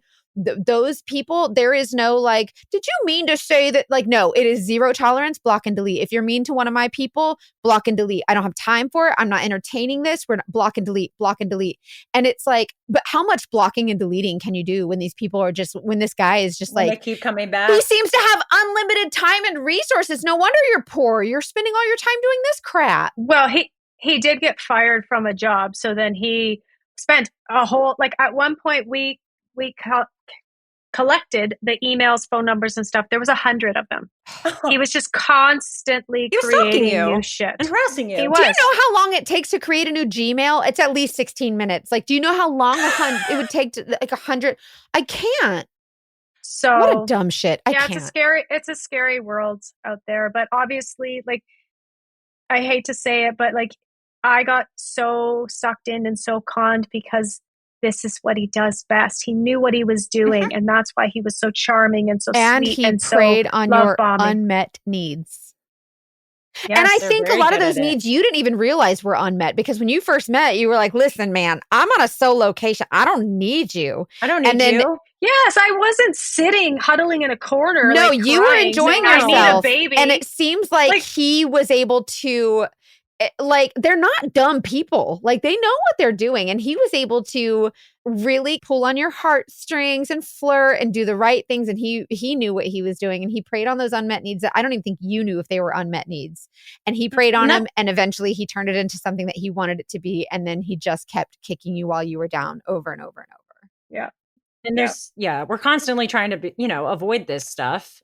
And I think one of the things that people say is like, be happy being alone, and that'll make it easier to not be vulnerable. But at the end, this is like the opposite of bright siding. At the end of the day, these shitty guys are out there, and that's the problem. Like, Yeah. we can do all we can. And yes, it's our responsibility to try to do learn better, be vigilant. No, they need to do better. These assholes need to do better. Yeah, the problem is them. The problem is them. Yeah. But I think if you start noticing your gut telling you something, or you start to see pink flags. Real femtuition action. It's not a circus. Red flags are not a circus. Listen, because, nobody wants to start over with somebody new, but nobody wants to go through this either. And so. Yeah. I'm so proud of you. Will you keep us updated and let us know? Is there anything new on the love front, or are we just kind of chilling? Oh, yeah. Where Actually, the last year, I'm healing, and then my friends are like, so when are you going to start dating again? You're a really great person. You whatever. And I was like, no. So I tried a little bit, but it's just, I was meeting horrible people. So I actually, just in September, I totally left my life. I sold my house. I am no longer at that corporate job, and I moved somewhere else, fresh new start. And in October, I met somebody, and he is the kindest, sweetest, most normal person. I've never dated a nice guy like this. And so, I took the time I needed to heal. I was a little jaded for a while. Of course. You're allowed. And I did a little trauma dumping, like oversharing too early on with other people. But I would say, whatever, like a year and a bit later, I opened up my heart, and he's incredible. And I'm so glad that I didn't just shut everything off. He's somebody who can communicate. He's somebody Praise that the lamb knows for a boy the who can communicate. Yeah. What were his green He's flags? a man. Like, we're finally a man. What were some things that he did, especially in response to your story, that maybe helped you trust him more? Well, when I shared my story, he didn't pry. I didn't go into all the gory details. I gave the high levels, and he was just. He let you share in your own time. In my own time, he listened. He is aware of the podcast. He has not listened to it. If I want him to, he will, but he doesn't need to know all about that. Mm-hmm. He plans stuff in advance. I see him all the time. Like, it's just, nice. I don't know. There's been nothing I couldn't bring up. Yeah. There's never been a ghosting. There's not if I'm annoyed with something, I'm allowed to say that. And that's, a lot of healing from my whole dating history. So he's really shown me that. Yeah. Are you, at this point with him, because it's been 2 years, are you still in a place where you're like, I'm not sending you no nudie Judies though? Or do you feel confident enough to share with him? One, I'm with a guy who would never ask, thankfully. He's a dad. He's got 2 kids. He would never ask. But no, I don't believe that I would ever send it again, just because I have so much trauma attached to it. I have no judgment if anybody does. Mm-hmm. But with your experience, I could imagine you'd be like, maybe I won't. Yeah, I would certainly say, we all know this, but I would say put it in practice. Don't put your face in it. If you're going to do it, I get it, but just don't put your face in it. And no live photos. Make sure, Apple has the live photos. You got to check everything. And it doesn't matter if it's your husband or your, you never know. Yep. Things are perfect until they're not. And you just never know how horrible people can be. Laura, what the beautiful thing is, it's a crime. My take, I'm writing down, if any nudie Judies expect they're going to go somewhere you don't want them to go, anytime you lend money, don't expect it back. That was my final question. Yes, I never got a penny back. Of course not. Never got a penny back. Not one single penny. No. But you know what? It's okay. It's $9,000. It's not worth it's okay. the continued effect of having him in your life. That's for sure. But I am so sorry that is not a small amount. And what happened to you, all of this together is priceless. I'm so proud of you for sharing, Laura. Thank you so much. I can't thank you enough for this. Must have been a little bit difficult for you to share, but with you doing it even on your podcast, it's almost like you're like, listen, I'm a quiet girl, but I'm not being quiet no more. Like I'm going to defend myself. Number one, hold my beer. Yeah. Hold my beer, bitch. Hold my beer. I like it. Good for you. Thank you again so much. We've loved having you here and hearing your story. Thank you for allowing me to share it. We want to hear more about Loverboy later. So if you want to give us updates. Send Mackenzie who he is, just so in case she wants to make sure he's... Yeah, let's background checks for everybody moving forward. Background checks all around. Hundo P. Oh, Yes. thank you so much. I'm so happy you're okay. And I'm happy Melissa's okay. And I hope he's not Yep. okay. How could he be? Karma's real. Karma's a bitch. Biatch.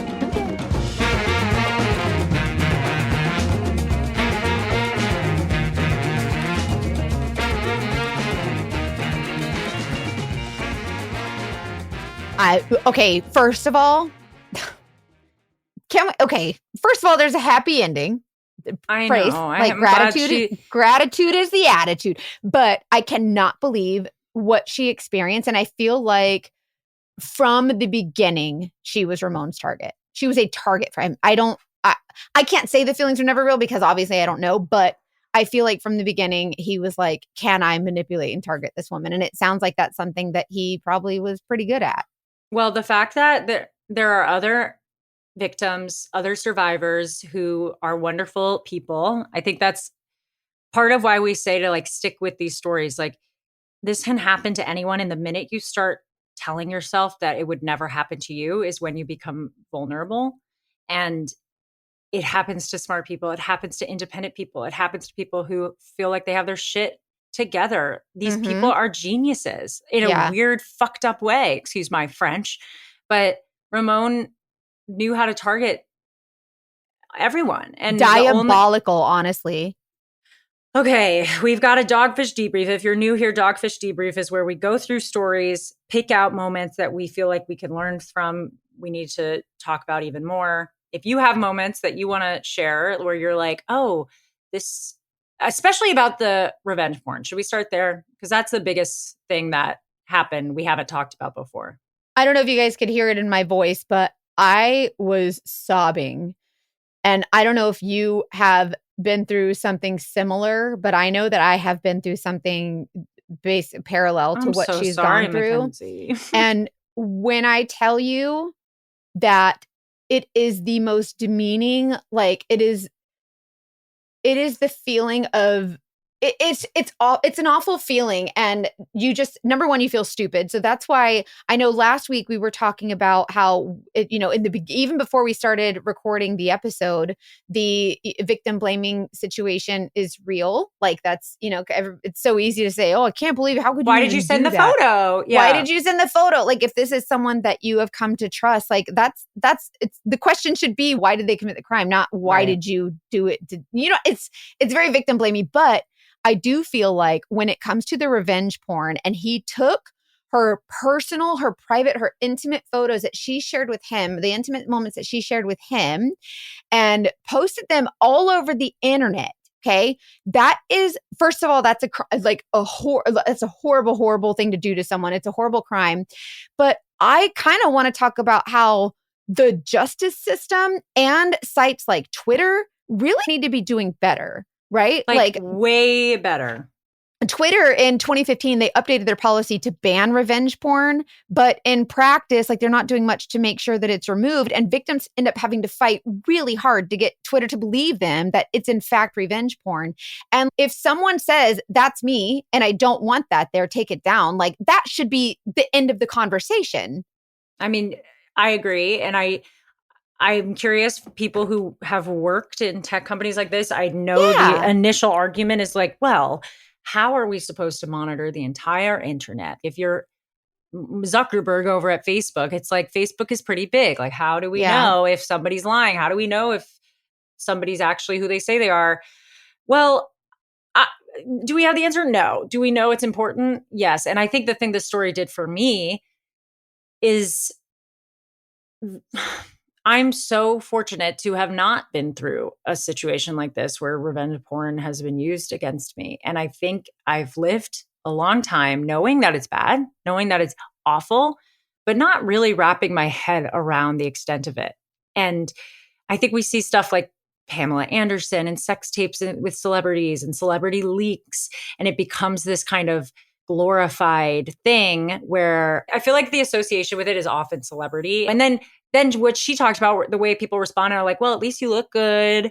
Like that's actually a joke that I admit to have like in the back of my head. Like I've always just been like, well, don't put your face in stuff. And if you look good, then oh well. But it's like, it's not actually about that at all. It's about the violation, and it's about the feeling of having no control over yourself and your privacy. When she said people were, they heard what had happened and they're like, oh, you can send them to me for safekeeping. I would knee slapper. Them. It's not a knee slapper. That is so offensive and hurtful. Like, this person has been a victim of a crime. Do you know what I mean? Like, can we take this stuff a little bit more seriously, please? And that's the problem. We need to stop downplaying what everything is. This is blackmail. This is a violation. This is so many different things. This is awful. And so, yeah, I'm just grateful that Laura shared this story, not only to hear how it helps her through storytelling with her healing, but she kind of forced me to go through it in a smaller, less similar way at all. Like, I'm feeling it with her in a brief moment, and I feel like I have a new empathy toward it in the smallest amount, given that I don't actually know what it feels like. And I just hope that it allows other people to feel the same way. Like, if anybody's there sitting there like me being like, yeah, that sounds awful, but it's never happened to me. It's never going to happen to me. And like, it's not like, you know, you just take them down or you just tell people it wasn't your fault. Like, no, we don't know what it's like. Imagine if she said the same thing, like, no, if she thought that, like, she would have never sent the pictures or whatever, right? But the revenge porn is a huge deal. It is a huge violation, and it's awful. It's just awful. You share yourself with people that you trust, and when all of a sudden you can't trust them and they weaponize your intimate moments with them, it's just terrible. But what are your other points for your dogfish debrief? Hannah's so good at the dogfish debrief. I love her. Thank you. I just always have the best talk about shit. Okay. Well, I do have one little nerdy thing that came up in my brain. And it came from way back in high school when I took good old AP psychology. I remember about 3 things from that class. That's actually generous. But one of the things I remember, it was called, I believe, the foot in the door phenomenon. And there's also the door in the face phenomenon. And what that means, okay, the foot in the door, it's actually like what it sounds like. It's basically when you ask for something small, get them to say yes, and open the door to ask for something more. And I have another name for that. It's called you give a mouse a cookie, he's going to want a glass of freaking milk. Well, that's from the reverse end, right? Oh, for sure. Yeah, it's literally like the mouse is using the phenomenon to say, let's see if I can get this. It'll set the stage for getting something else. And it does in our brains is it does like loosen up the ask. So if you say like, oh, can I have $5? And they say, oh, that's not that much. And then once they give it to you, you can be like, actually, I need 5 more. When you initially went in, if you had asked for $10, they might have said no. Because that was a bigger ask. And then door in the face is the opposite, where it's like, I asked for $100 and you're like, what? I'm not giving you $100. And then you say, well, okay, can I have $5? And you're like, well, yeah, that's not that much. But if I had just asked for $5, you would have been like, why do you need $5?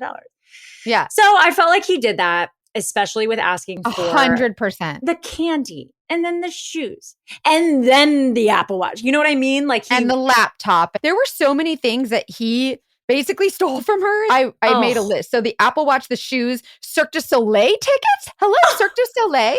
Cologne, the zipline adventure, flights, the resort, laptop, all those things, right? Like the phone. She bought his new wife a phone. She gave her a wedding present.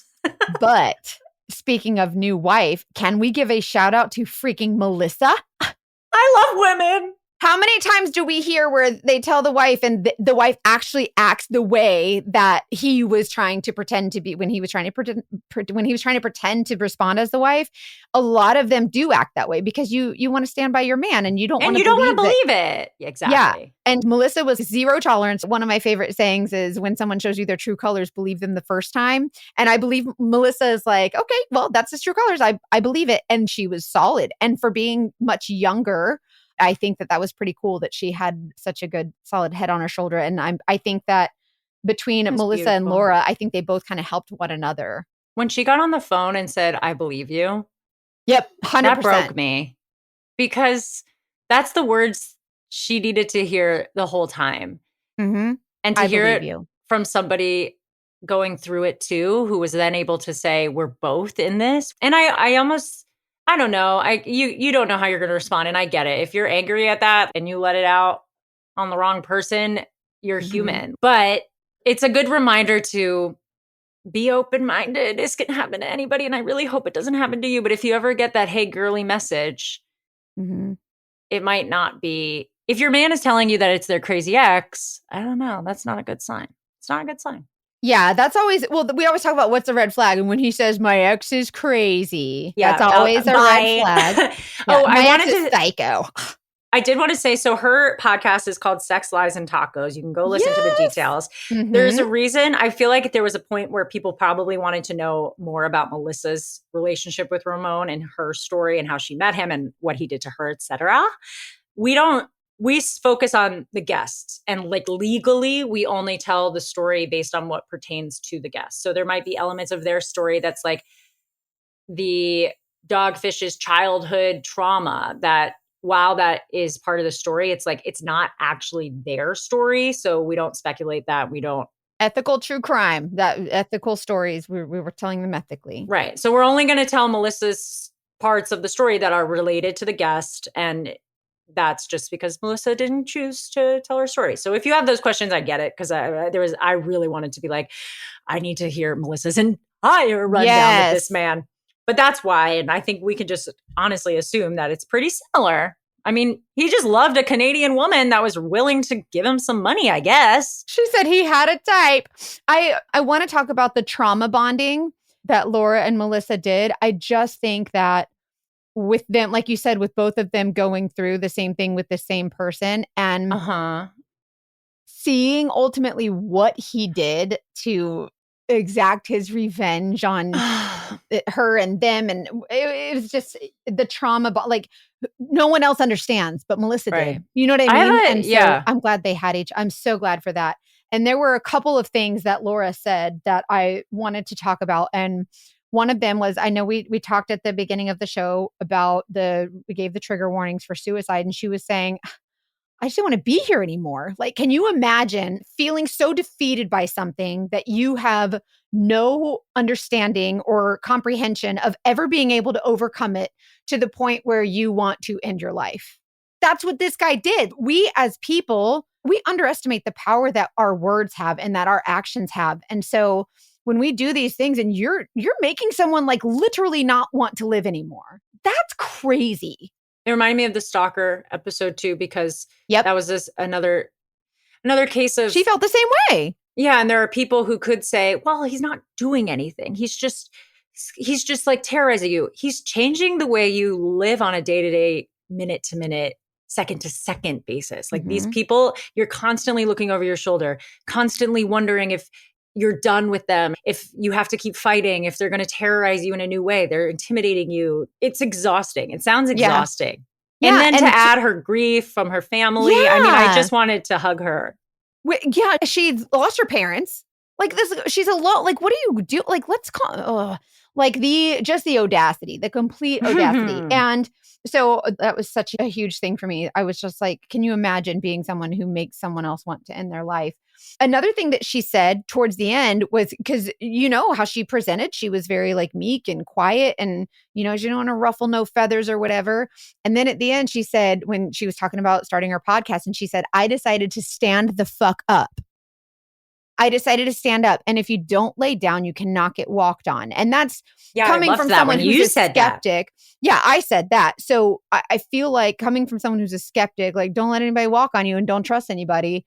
But you can't live your life like that, like I do, because like, well, you can job. Not let anybody walk all over you, even if you trust. Like that's true too. It's setting boundaries. It's knowing boundaries. And also, and this is very hard to do. I'm not saying that like this is something you flip a switch and are perfect at, but like knowing your boundaries before you get into relationships. Having that conversation with yourself, with your therapist, with your mom, with your friend. And be I don't know real what it about is. What you're willing to put up with before even knowing someone, because then it's like, if you already know them, you're like, well, I guess I'll put, and then now you're settling, like set those boundaries ahead of time. Say, I do not want this, period. You know what I mean? And then I'm going to give an example that's subtle because I think a lot of girls convince themselves that they're asking for too much with this. I have a dear friend who I feel like we unintentionally had this conversation. Basically, when people didn't text her back as much as she was good at text, like she was a good texter. You know, she wanted to talk to a new person she was dating pretty consistently. And some people don't, and that's okay. And she felt like she was asking for too much. She felt like her anxiety around when they weren't texting her as much was too much and annoying and over dramatic. And finally, we got to a point where we were like, if this is what you need, this is what you need. And if they aren't into that, that's okay. They're not for you. And so she came to that understanding before, like she wasn't with somebody at that point. She was like, I'm not going to settle for this. Not because I'm asking for too much, but because I just like that. Like I like that reassurance. I have the anxious attachment that Laura talked about. I like being reassured that this person wants to have a relationship and communication with me. This story reminds you that you're not asking for too much, because when they're on a cruise and saying they don't want to talk to you and they ghost you, they might be secretly planning their wedding. You're not crazy. So crazy. But I just love that she now goes through dating and is like able to separate the person from the boundary in a way when if they're not meeting that, she can say, I know that this is something that's important to me and it has nothing to do with them as a human. It has nothing to do with them liking me. It's just compatibility. Yeah. And now she's like with somebody and he's British, which is like sick. I love an accent. And he's handsome as hell. Yeah, he is. Good for her. Another thing that she said that really stuck with me, your voice is your weapon. Your voice is your weapon. And that was very powerful to me because I feel like as someone who's always like literally and metaphorically, if you think about it, literally for me, because I have a mouthpiece, like I'm mouth of the South, I can talk, like I'll be loud and obnoxious, whatever. But I'm also going to be the one who says, no, this doesn't work for me and use my voice. And I feel like so many of us don't. And I think she's a great reminder that it's important to use your voice. Like your voice is your weapon. Say it. And that's why they say, see something, say something, because your voice could be what saves somebody, which leads me to expressing my gratitude for these guests sharing their story, because by sharing it and verbalizing it and sharing it with others, you're giving them inspiration to use their voice as well. So thank you. Yeah. I'm just so grateful for Laura. Laura is so brave, and I cannot wait to dive deeper into sex, lies, and tacos. And I hope you all do too, because there's more there. And I love that she talked about how her voice changed throughout, like as she told her story, which like I said, I've noticed that in guests where they start maybe, especially because they do an intro call with Molly. And then by the time they get to the end of their story, I'm so excited that it seems to have brought some kind of healing. We had a guest that said, I have some stuff of my dogfishes, whatever. She had some of his clothes. That's yeah. Well, like I'm doing the possessive thing, it was like his clothes. And she was like, after I'm recording this episode, I'm going to go throw out the last bag of his clothes and like use this as kind of a cleansing. And that was so special to me because I love that. Telling your own story is like owning your narrative, and then you can choose to close the book. Like, okay, next book, please. Thank you, next. Sex, Lies, and Tacos is a great representation of that. So I really love that. I'm so proud of her. And yeah, we love you, Laura.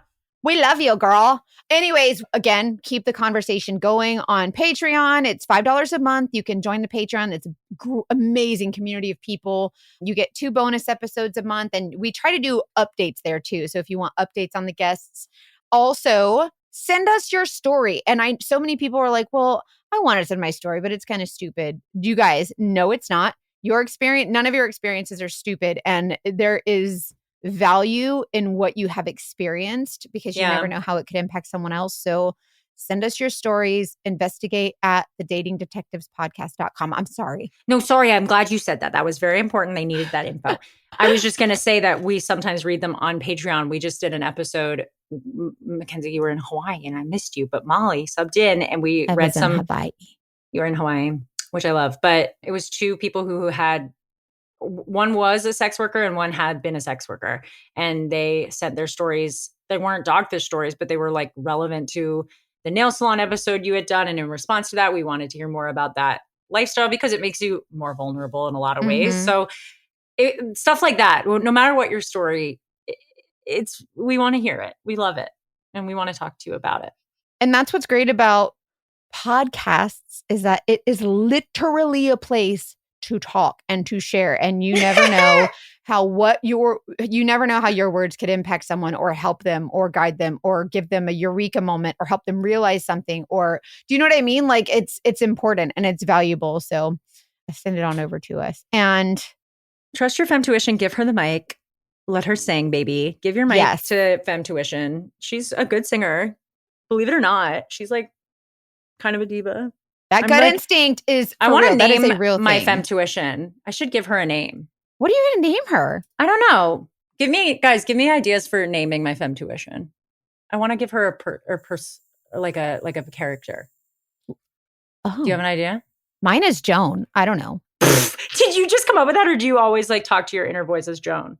No, I just every once in a while I've been because I don't know. Like I think of Joan Crawford in Mommy Dearest, and she's like, "No more wire hangers," and it like makes me so mad. And so I have this angry like whatever, but also that bitch knows what's up. Like she will feel all the feels and call it out. Wait, okay. So if your femtuition is Joan for Joan Crawford, maybe mine is like Lucille Ball. Okay, I feel like mine is like Lucy. I love that. So she's much. Like doing her best.